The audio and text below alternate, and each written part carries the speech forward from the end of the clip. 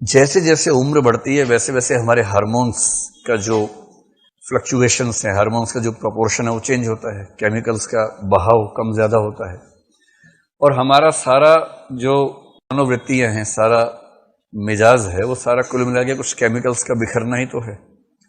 कौन से hormone secrete हुए, आपका व्यवहार, आपका सोचना, महसूस करना उसी तरह का होता है।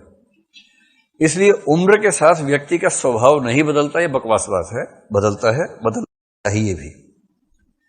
और इसलिए आप देखेंगे 3, 4, 5 साल का बच्चा आप कितनी भी कोशिश कर लें वो वैसा ही रहेगा, फितूरी किस्म का रहता ही वैसा है, क्योंकि उसके हार्मोन्स ही वैसे, क्या करे बेचारा। अब आप लोग जिस उम्र में हार्मोन्स आपके थोड़ा मैच्योरिटी की तरफ बढ़ने लग गए हैं, थोड़ा सा वो वाला भी रहता है पक्ष, लेकिन अब मैच्योर हो रहे हैं। आज से 20 साल बाद अपने बच्चों को वही कह के परेशान करेंगे जो आपके पेरेंट्स आपको कहते तो आप परेशान हो जाते हैं।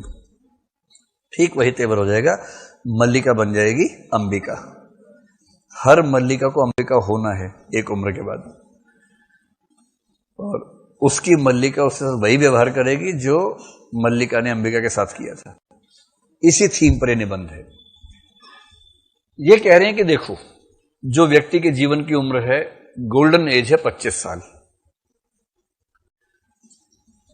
25 तक की जो उम्र है, पहले वो कह रहे हैं 25 तक की जो उम्र है, और किया क्या है इन्होंने? किया यह है कि हमारे जीवन की विभिन्न दशाओं को अलग अलग नक्षत्रों के माध्यम से डिफाइन किया है। अलग अलग नक्षत्र या ऋतुएं, कि ये उम्र उस ऋतु जैसी है, ये उम्र इस ऋतु जैसी, ये इस निबंध की थीम है। 25 तक का समय वो कहते हैं कि जीवन की तैयारी का समय है। तो ये सुनते ही आप खुश हो सकते हैं कि चलो इस समय ठीक चल रहा है। 25 तक का समय जीवन की तैयारी का समय है और ब्रह्मचर्य का समय है। ये भी कहा है, ध्यान रखना है कि मतलब एकांत साधना का समय है, पढ़ाई लिखाई का समय है। तो ये 25 तक का समय है जिसमें व्यक्ति जीवन की तैयारी करता है। ब्रह्मचर्य वाली बात इसमें कहीं नहीं गई है, मेरे वैसे का भारतीय परंपरा ऐसा मानती है, ये ऐसा कुछ नहीं कह रहे। ये तो कह रहे जीवन की तैयारी करो 25 तक, ये मूल बात है। 25 की जो उम्र है उसको कहते हैं कि 25 की उम्र, या 25 से 27 मान लीजिए, इसको बोलते हैं सावन की मन भावन ऋतु है। आचार्य जी ने कोई इस बीच में प्रवचन दिया, क्या प्रवचन दिया था? सावन आया झूम के, घूम के, कौन सा कि सावन आया है, वो वही तो सावन आया है, वही तो। हाँ हाँ, तो 25 से 27 की उम्र है सावन के बन भावन। तो इस समय क्या होता है, व्यक्ति का स्वास्थ्य अच्छा है, सौंदर्य चरम पे है, मस्त मौला मिजाज रहता है, तो व्यक्ति बहुत जीवन के सबसे सुखदायी क्षण जो हैं 25 से 27 के, ऐसा ही ये मानते हैं कुबेरनाथ राय। ये हर व्यक्ति के जीवन में ऐसा थोड़ा ना कि ये फार्मूला लागू होगा, किसी का थोड़ा पहले किसी का थोड़ा बाद में तो हो ही सकता है, लेकिन हाँ जनरली वो ऐसा कह रहे हैं। फिर 27 की जो उम्र है वहां से जीवन में चुनौतियां शुरू होती हैं। 27 से चुनौतियां एक सामान्य कथा है भाई, क्योंकि कईयों के जीवन में चुनौतियां पैदा होने के बाद से शुरू हो जाती हैं, और कुछ का तो पैदा होने से पहले ही, कि भ्रूण के सर पर जिंदा रह जाए, वही एक चुनौती है। तो 27 की उम्र से चुनौतियां, क्योंकि जीवन में खुद को स्थापित करना होता है, साबित करना होता है, चैलेंज है। सब लोग घूर के देखते हैं कि तुमने क्या किया, तुम्हारे बाकी लोग तो ये कर गए, वो लोग ये कर गए, तुमने क्या किया। तो इसको वो कह रहे हैं भाद्रपद का अशनि संकेत। भाद्रपद का अशनि संकेत। ये निबंध पढ़ना जरूर जब भी मौका मिले, अभी या सेक्शन के बाद जब मौका मिले, इसको यूं ही पढ़िएगा, पढ़ के बड़ा आनंद आएगा आपको। अब 27 के बाद चुनौतियां आदमी झेलता है, और 30 की उम्र को ये बोलते हैं जीवन की सबसे शानदार उम्र है, एक सेंस में, खास सेंस में।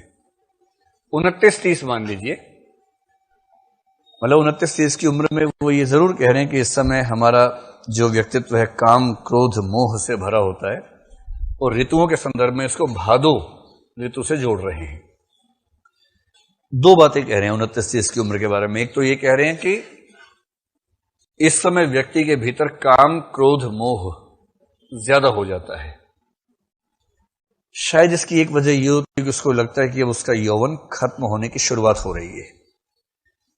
यौवन के खत्म होने की शुरुआत 30 के आसपास होती है, तो उसको ये मतलब उसको पहली बार कुछ ठीक ठाक उम्र के बच्चे अंकल बोलने लग जाते हैं, आंटी बोलने लग जाते हैं, तो उसको लगता है कि अब इसका मतलब टाइम खत्म हो गया है, तो थोड़ा दुख तो होता ही है, निराशा तो होती ही है।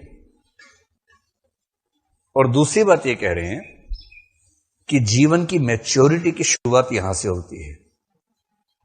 इसलिए आप देखेंगे कि अगर आप जो मैच्योर व्यक्ति है उससे बात करने के बाद आपको छिछले व्यक्ति पसंद नहीं आएंगे। छिछला व्यक्ति देखने में कितना ही स्मार्ट हो, कितना ही सुंदर हो, लेकिन उसका छिछलापन जैसे सामने आता है आपको मजा नहीं आता, क्योंकि आपको मैच्योरिटी पसंद आने लगती है।